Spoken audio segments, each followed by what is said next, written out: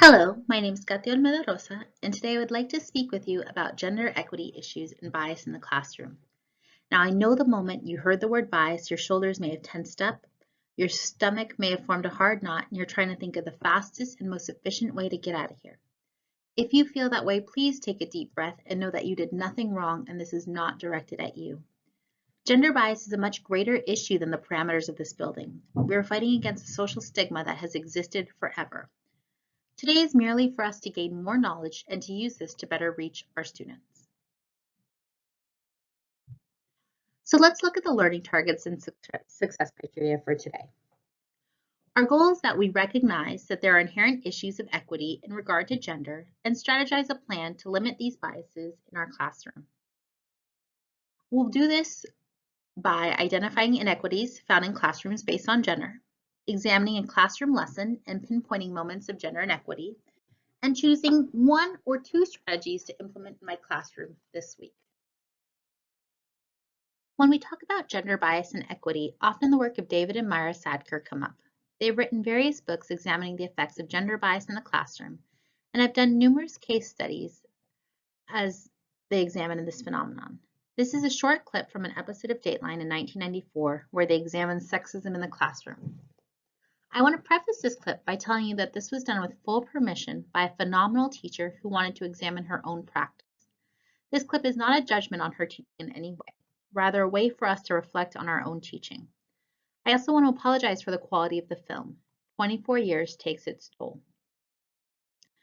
Now, I have added the closed captioning because if you are not watching this presentation live, the sound becomes quite muffled and hard to understand. So please bear with me in the technology and jot down some key takeaways as you watch to help you as you create plans for your own classroom. Of them are in class at all. 2 years ago, Dateline first examined something called gender bias with the help of Dr. Monica and David Stack.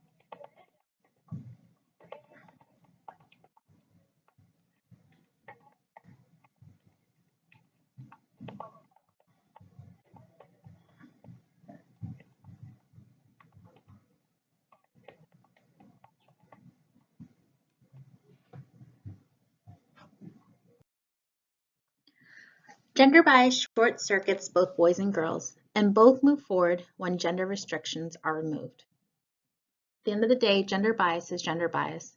There are no winners, and unfortunately, everyone suffers a loss. So let's examine first how gender bias affects the males in our classroom. For boys in the classroom, gender bias can look like an uneven distribution of teacher time, energy, and attention, more feedback for their work, material in the class is male-dominated, more diagnosed learning disabilities, discipline problems, and behavioral disorders than girls, and reinforced stereotypes. So let's dive into what all that actually means. According to a study done by Michael Gurian and Kathy Stevens, boys earn 70% of the D's and F's and fewer than half of the A's. They account for 2/3 of learning disability diagnosis, 90% of discipline referrals, 80% of high school dropouts are male, and males make up fewer than 40% of college students. Typically, when we talk about gender equality, we tend to focus on girls, but the reality is that while gender bias is present, no one is a beneficiary. Boys and men have a gender, and they pay a heavy price because of gender stereotyping. Boys tend to be stereotyped earlier and more harshly than girls, and this stereotype has greater boundaries. It is important to think about what boys are and are not allowed to do based on social and societal rules, and these stereotypes are imprinted on students from a very young age. So, if gender bias and stereotypes are persistent problems for both males and females, what does that look like for the girls in our classroom? For girls in the classroom, gender bias can look like a perceived ability that they're doing well. They are elementary ideal pupils. They get less teacher time, less help and support, and fewer opportunities to be challenged. They're encouraged to be passive, and then that passivity is reinforced. There's a lack of representation in the classroom, textbooks, or subject matter. They become spectators in their own classrooms, and they're penalized for following the rules. Though statistically speaking, girls have a tendency to get better grades and have higher graduation rates than their male counterparts, the reality is that girls are receiving completely different education, and it is not always favorable. Traditional schools run on conformity. Listen, follow directions, do your work, stay still. While some would argue that this is why school is unfavorable towards the males, I would argue that this is what makes school difficult for most students. I'm sure that you've noticed over the years that our teaching has had to evolve in order to capture the attention of our students and to make learning meaningful. The problem is that we are still looking for those traditional behaviors and reinforce them when we see them. Girls have a tendency to be better at sitting, listening, and appearing to follow the directions. I know that is not the case for all girls, but for the sake of time, we must generalize. It seems that girls were built to succeed at traditional school. Numerous studies have shown this is not the case. Girls appear to be doing well because they are able to conform to the expectations of schooling. Because they need less attention, they get less teacher time, less help, and less opportunities to be challenged. They subconsciously are taught to be silent and to do their work and to not make a scene. Their passivity is oftentimes reinforced. They get less constructive feedback. Where a boy may get a question about their work or directions to make their work stronger, a girl may get a simple good job or okay.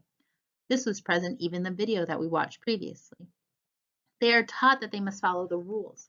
Raise your hand and wait your turn, yet the boys take over and shout out and get much more airtime. Girls learn to recognize early on that teachers need to spend more time on the boys because that is part of management, and learn to appear to do their best even if they are struggling. We're also struggling with representation in the classroom. A 2012 study done by David and Myra Stadler found that almost 20 years after their first study, texts in an average classroom had 3 men to every 1 woman, and classroom libraries were about 60% male authors and 40% female authors. Another study that was done, or an activity that was done rather, was telling students to write down in 2 minutes as many male and female historical figures as they could remember, but they could not put down entertainers and they could not put down athletes. In those 2 minutes, and the average was about 11 historical men and between 2 and 3 historical female characters. So what are our next steps? First, we must recognize our own bias. It could be in the form of videotaping yourself teaching a lesson, watching your interactions. Who do you tend to gravitate towards in your room? Who has your attention the most? How many interactions do you have with the females? How many interactions do you have with the males? Are those positive or negative? You can have a colleague come in and tally your interactions with male students and female students. You can examine the material that you have in your classroom. What are you unintentionally telling your students? What does your library look like? How many male authors do you have? How many female authors do you have? Look at the lessons and the text that your students are reading. Is everyone equally represented in just a week's worth? And if not, what is the solution to that? Implement small changes in your classroom to help combat this bias. One of my favorite quotes comes from Ignacio Estrada. If a child can't learn the way we teach, maybe we should teach the way they learn. I will be completely honest with you. Many of the articles and books I've read spoke to teaching to the mind of boys and changing our ways to teach to reach them. They reference the impulsive nature and inattentiveness that boys bring to the classroom. They spoke to schools not being created for boys. I have been in the classroom for a long time, same as you. And I would venture to say that this is not just a boy problem and that traditional schools do not cater to the needs of children. Just as I see you all daily when I walk into the classroom, we cater to the needs of all of them. We differentiate, we provide opportunities for learners utilizing all of the different intelligences. This is not about changing our practice, just capitalizing on the incredible work we do anyway, using the lens of gender bias to guide our teaching. So, what are real changes that we can incorporate this week? Some ideas, and I'll give you some time to brainstorm more with your team. Set up a second-year classroom library, either by amazing female authors or books that have incredible female protagonists. Expose your students to males in non-traditional roles. Nurses, social workers, counselors, through literature, media, perhaps a guest speaker, help break through those stereotypes so that they can see that there's many choices for them. Highlight an influential person of the week. Focus on strong female leaders who oftentimes can be neglected. A good start is to look at all those famous American inventors and look at who make the distinction between who actually filled out the patent and who actually invented the work. Allow for movement and productive noise in a classroom. Use Kagan strategies and flexible seating to help reach all of your learners. Build strong relationships with your girls to encourage them to take risks. I know one of the colleagues here has a weekly book club, and they have kind of a lunch bunch, and they come together and they read these books with incredible female protagonists that they can relate to. And they just have a chance to get to know each other better and to learn how to be risk takers and bold. And that makes, if a child feels comfortable, they'll come out of their shell, and it makes a world of difference. You can build lessons based on multiple intelligence theory. Create dynamic activities for all the varying learning types in your classroom.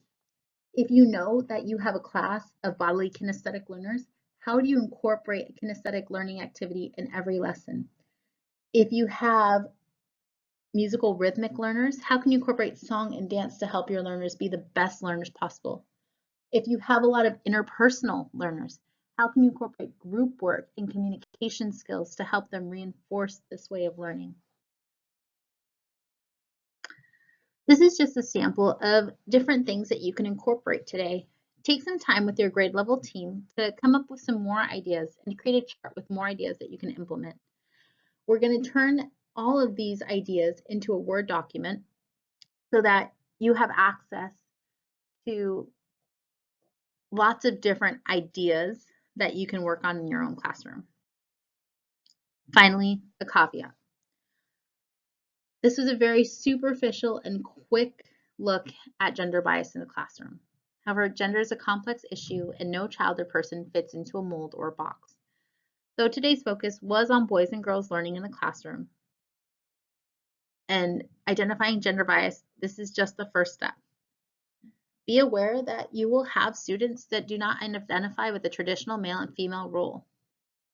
You may have students who are LGBTQ, and we need to be sensitive to their needs and know that their needs may differ from the rest of the students. Culture and race also play a huge factor. This is a good exercise to begin to open up our mind and reflect on our teaching practice. What are we reinforcing in our classroom? What are we telling our students is important?